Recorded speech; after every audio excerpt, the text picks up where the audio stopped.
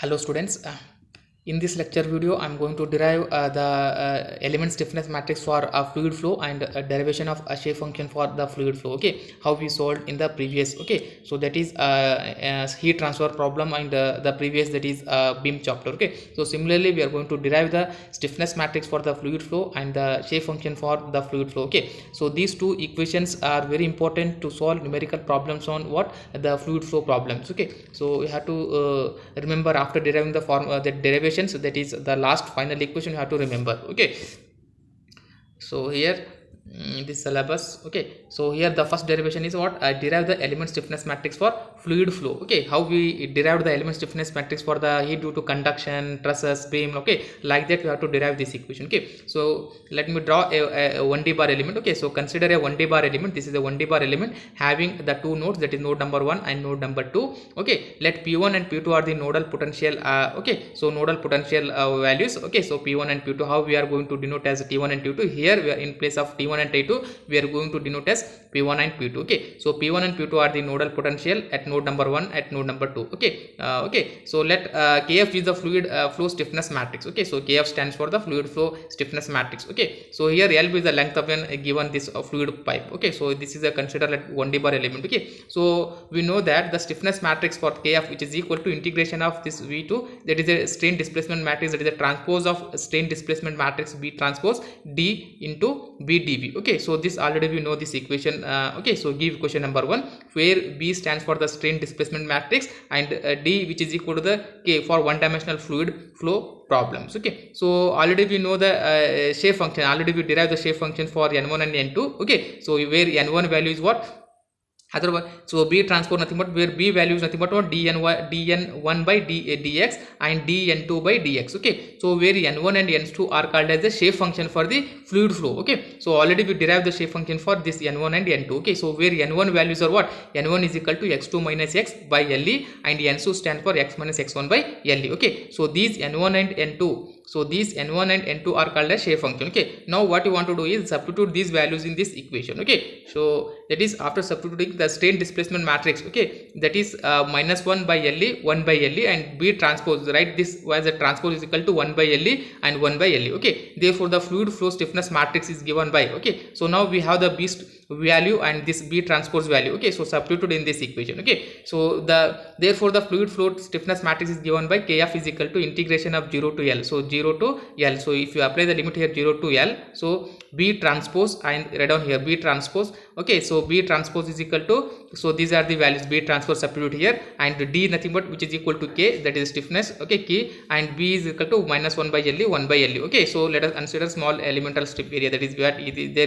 Okay, so dV here nothing but the area, small strip area. Okay, into dx. Okay, now in this, so a and k are the constant value, take it outside. So just to modify this equation, integration of 0 to L, you have to multiply this first row first column, second row second column. Okay, if you multiply these two matrix, you are going to get 1 by Le minus 1 by Le square, 1 by minus Le square, 1 by Le. Okay, so now you have to take the okay, now what you want to do is, so here integration of dx is 0. Okay, so you have to integrate this constant term, that is dx. Okay, ak is equal to, write as it is, this 1 by Le square minus 1 by Le square minus 1 by Le square and 1 by Le square, integration of 0 to 1 dx. Okay, so the integration of this one is Le. Okay, so now so write ak Le is equal to, write this as it is. Okay, now you take the common here in this Le square, 1 by Le square is common is there, so you take here 1 by Le square. Okay, Le going to get cancelled, so remaining is ak by Le, 1 minus 1 minus 1 1. Okay, so this equation we are going to call as element stiffness matrix for the fluid flow problems. Okay, so it is similar to previous one only, so you have to remember here. Okay, ak by L,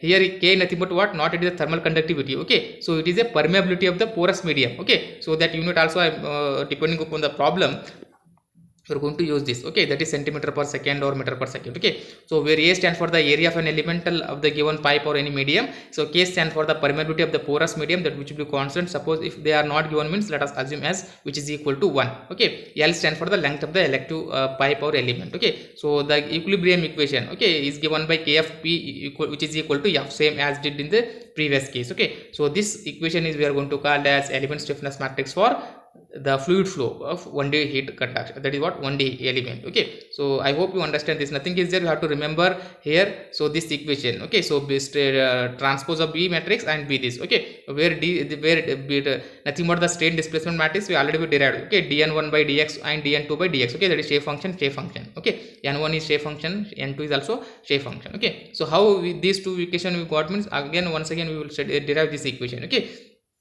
so derive the shape function for a fluid flow. Okay, so after deriving this derivation, you go for deriving the element stiffness matrix, because here many students may get confused here. So how you wrote these two values anta. Okay, so after deriving the element stiffness, that is shape function. Okay, so now you go for this. Okay, so that you are going to derive these two equation. Okay, now second equation you are going to derive the shape function for the fluid flow. Okay, so again same, let us consider a 1D bar element. Okay, here same element. Okay, consider a 1D bar element having a two nodes 1 and 2. Let P1 and P2 be the nodal potential at node number 1 and at node number 2. So P1 and P2 are considered as a degree of freedom with respect to node. Same diagram you have to draw here. Okay, so that is what same, this is a this is a 1D bar element. This is node number 1, that is P1, here P2. Okay, so node number, this is 1 and this is node number 2, this is the length. Okay, you have to remember length 1 L2. Okay, so like this you have to, same what we saw drawn in the previous, same you have to draw here also. Okay, so let us assume, okay, let us assume the linear velocity potential function P of a element is equal to x is equal to this one. Okay, for same the polynomial order equation. Okay, so P of x is equal to a0 plus a1x. Okay, so again you have to rearrange this equation. How means elemental that is what elemental potential function which is equal to 1 by x 1 into x a0 by a1. Okay, so if you multiply these two, you are going to get the same value here. Okay, so give equation number 1. Okay, where a0 and a1 are nothing but what the generalized coordinate system. Okay, so you need to calculate that with the help of what? By applying the boundary condition. Okay, so where a0 and a1 are the generalized coordinate system, that you need to calculate the values by applying the boundary condition. Okay, so look at node number 1 here. Okay, again look at here, this is a 1D bar element, this is node number 1, this is node number 2. Okay, so here let us assume this at node number 1.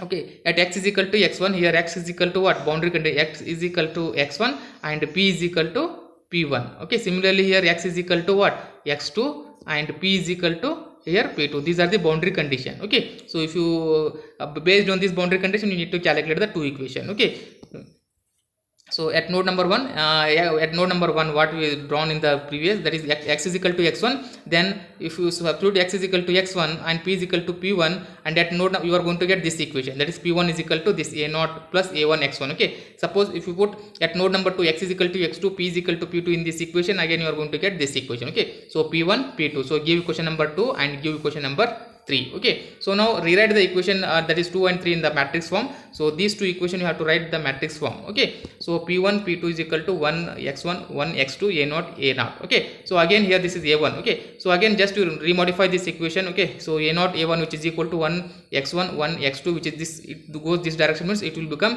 what? This come this direction means it will become transpose. Okay, a0 a1 as it is. Okay, so which is equal to, again this matrix can be written as like this. Okay, so that is 1 by x2 minus x1 x1 minus x2 minus 1 1 p1 p2 as it is. Okay, if you multiply these two, you are going to get the same value, that is 1 by same value you are going to get. Okay, but we know that x2 minus x1 from the diagram, look at here from the diagram, so x2 minus x1 nothing but what? Le. Okay, so that is x2 minus x1 nothing but the length of element. Okay, so that in place of this in place of x2 minus x1 you write the 1 by Le. So this, okay, so after multiplication this okay, so this 1 by x2 minus x1 nothing but the Le, so this write as it is, this write as it is. Okay, so where x2 minus x1 nothing but the Le, that is the effective length of the given element. Okay, now this a0 and a1 value you got, so substitute this a0 and a1 value in equation number first. So we got like this. Okay, elemental potential function which is equal to 1 by x 1 by Le, x2 minus x1 minus 1 1 p1 p2 p1 p2. Okay, so after substituting the value in the equation number 1, again you remodify this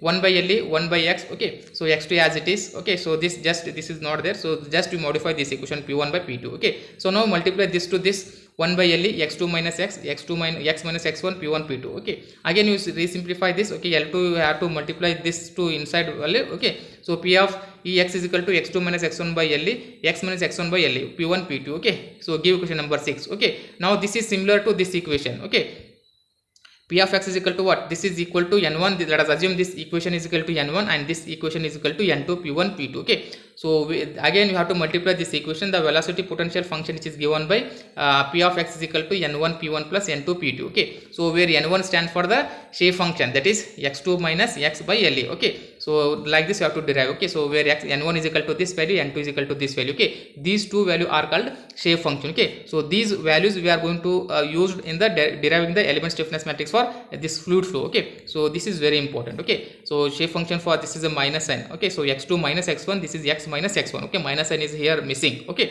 so these n1 and n2 are the shape function for fluid flow problem. Okay, like this you have to derive the first shape function, then go for calculating the element stiffness matrix. Okay, that is a derivation of element stiffness matrix for fluid flow. Okay, so I hope you understand these two derivation. Okay, so these two derivation is very important. Okay, so derive the element stiffness matrix for the fluid flow, derive the shape function for fluid flow. Okay, first you derive the fluid flow, then you go for deriving the the stiffness matrix for fluid flow. Okay, so I hope you understand this. Okay, thank you.